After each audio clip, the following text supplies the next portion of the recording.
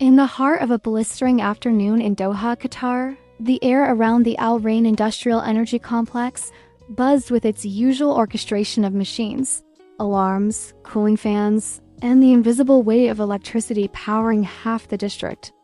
Workers moved like clockwork, following the same routines they practiced every single day, each one aware that the slightest mistake could cause consequences nobody wanted to think about. But this story focuses on one man someone most people wouldn't notice at first glance. His name was Romulo Romy Manlunas, a 42-year-old Filipino electrician from Nueva Ecija who worked quietly, rarely complained, and preferred to let his tools speak for him. Every morning, Romy arrived earlier than the rest of the crew. He would stand beside the giant substation building with his lunchbox, adjusting his helmet, humming an old OPM song from the 90s. And smelling the familiar metallic scent that clung to every electrical site he'd ever worked at since his early 20s. It was his way of grounding himself in a foreign country where everything was loud, foreign, and constantly rushing forward. He wasn't the most senior electrician, nor the one with the most certifications. What set him apart was something unspoken. Romy noticed things. He listened to the unnatural hum of a transformer as if it were a heartbeat. He could smell when a cable was burning long before the smoke appeared. He could tell whether a panel had been poorly maintained simply by touching it for half a second. Years of growing up fixing neighbors' wiring and rebuilding old radios gave him instincts most textbooks didn't teach. He always said, "Electricity talks. You just need to listen." On the day everything happened, the sun was merciless above the desert sky. A heat wave had pushed temperatures past 48 degrees, and the entire complex felt like a furnace racked in steel. The Qatar National Grid had issued an alert: massive electricity demand expected. All power plants on standby for potential overload. The mood across the facility was tense. Supervisors barked instructions. Engineers dashed between stations, recalibrating load management. Workers wiped sweat that instantly returned. Inside Control Room B, a Saudi engineer named Hassan watched screens flicker with rising numbers. "We're maxing out," he muttered. "Cooling towers at 70%.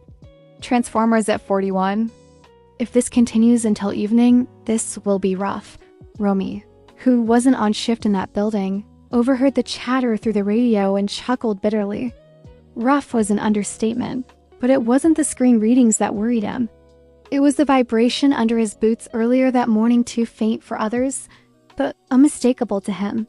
Something inside Substation 3 wasn't sitting right. He had reported it twice in the past week. "The grounding seems off," he told his supervisor. "Maybe corrosion in the lower coils." Taki checked Natin, but inspectors found nothing alarming. Everything looked normal. All readings were within safe limits. Still, the feeling nagged him.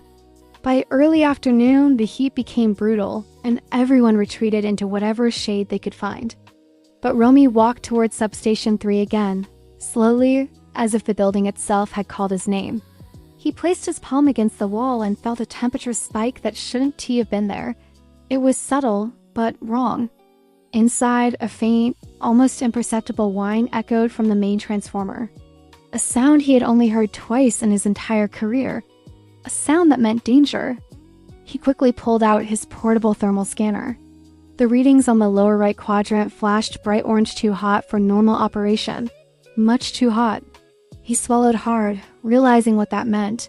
Transformer oil overheating. Internal pressure rising.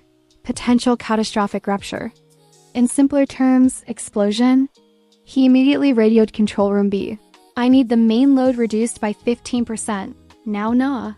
"Overheating SA Substation 3. Hassan replied, "Romy, we have no capacity to reduce load. The whole city is reaching peak." "Are you sure?" "The monitors show stable." "I'm sure," he said firmly. "Your monitors haven't caught it yet, but the protocol was strict. Operations couldn't act on instinct alone." "Confirm reading through supervisor," Control said. Romy cursed under his breath. He didn't have time. Every minute mattered. He imagined the blast radius 40 meters at minimum. Workers harmed, fire engulfing the complex, grid damage lasting days. He ran outside, dialed his supervisor directly, voice shaking. "Sir, please. Shut the load or at least divert even 5%. "Something's wrong. I can feel it," the supervisor sighed impatiently. "Romy, relax. We already checked that transformer twice. Don't cause panic." That was when a low rumble surged beneath the ground. Romy froze. It wasn't normal vibration. It felt like the transformer was breathing, swelling with pressure. He didn't wait for approval anymore. He sprinted to the emergency manual switch panel beside the substation, a system almost never used except in life or death situations. A system that allowed physical override to temporarily isolate the transformer. 2 security guards shouted, "Sir Baoyan, you need authorization." But Romy's brain wasn't thinking of chain of command. He was thinking of the 57 workers within range. He was thinking of the Filipino cleaner who always brought him Tiran. He was thinking of Hassan, who had a baby daughter waiting at home. He was thinking of every life that could be lost if he hesitated. He grabbed the heavy lever. The seal felt burning hot. He pulled with all his strength. A deafening clang echoed through the station as the power line snapped offline. The sudden drop in load triggered alarms across the complex. Red lights flashed. Control Room B erupted in panic. "What happened?" Someone yelled over the radio. "This is Romy," he said, catching his breath. "I isolated the substation." It was about to blow. Before anyone could respond, a loud metallic bang exploded from inside the substation. Dust shot out from the vents like steam escaping a pressure cooker. A valve cover blasted 20 feet into the air and crashed onto the ground with a thundering clatter. If the transformer had remained online for even 2 more minutes, the internal heat would have ruptured the entire tank, and that would have triggered a chain reaction. Everyone fell silent. Supervisors ran toward the area. Engineers rushed in. Safety officers arrived with emergency gear. Smoke seeped through the side panels as workers stared in disbelief.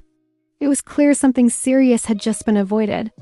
One of the Arab supervisors, a tall man named Abdulrahman, stood in front of the transformer, jaw clenched.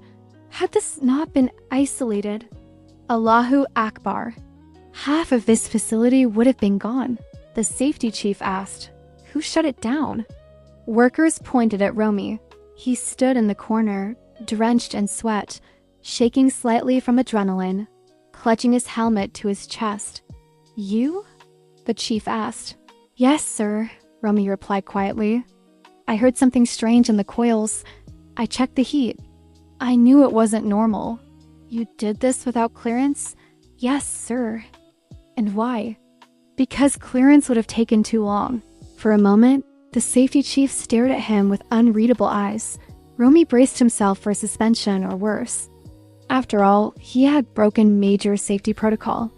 But instead, the chief extended his hand. "You saved lives today." Word spread quickly through the facility. What Romy had done wasn't just a lucky guess. It was accurate, precise, and life-saving. The engineering review later revealed that corrosion inside the transformer's internal windings caused a malfunction that sensors hadn't yet detected. The heat buildup was fast, dangerously fast. The explosion was inevitable. Control Room B pulled the logs and realized that without manual override, the system would have failed catastrophically before automatic shutdown kicked in. The estimated damage, millions of dollars. The estimated casualties, unknown but severe. That night, while the plant briefly shut down for urgent maintenance, the workers gathered in the common lounge. Some were still shaken. Some couldn't stop talking about how lucky they were. A Filipino cleaner hugged Romy tightly, tears streaming, whispering, "Salamat Kuya, Salamat Talaga." Even Hassan approached him.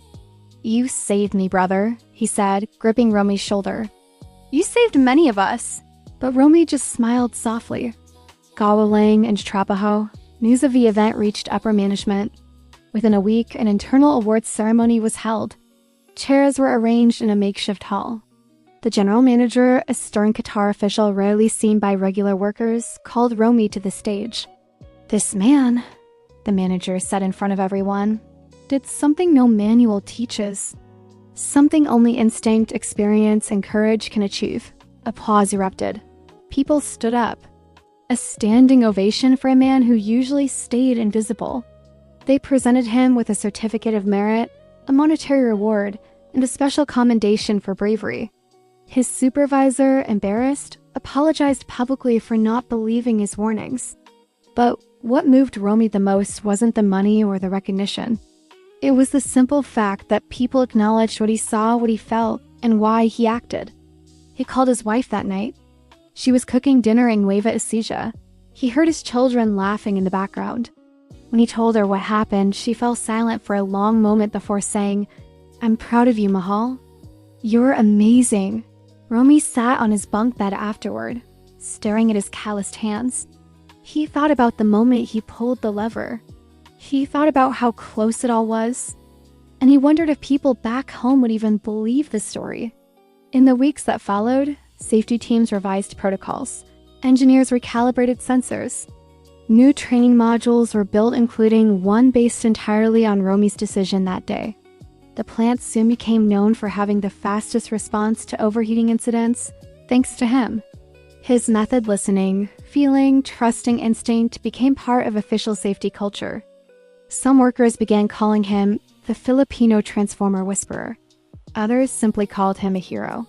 But when asked how he knew, how he sensed the danger before the machines did, his answer was always humble. "Wiring is like people," he once told a new batch of trainees. "If something is wrong, they give small signs. You just have to care enough to notice."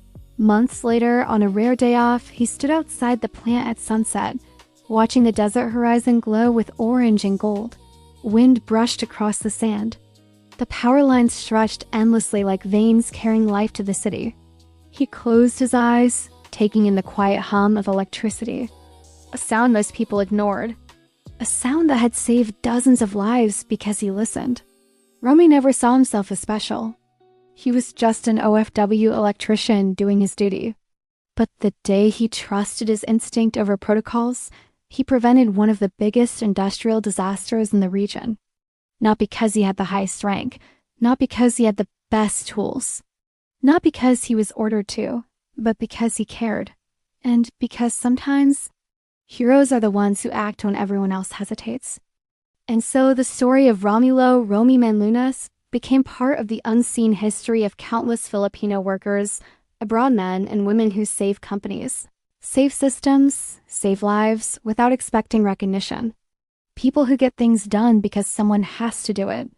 People whose brilliance shines brightest in silent moments, far from the cameras, far from fame.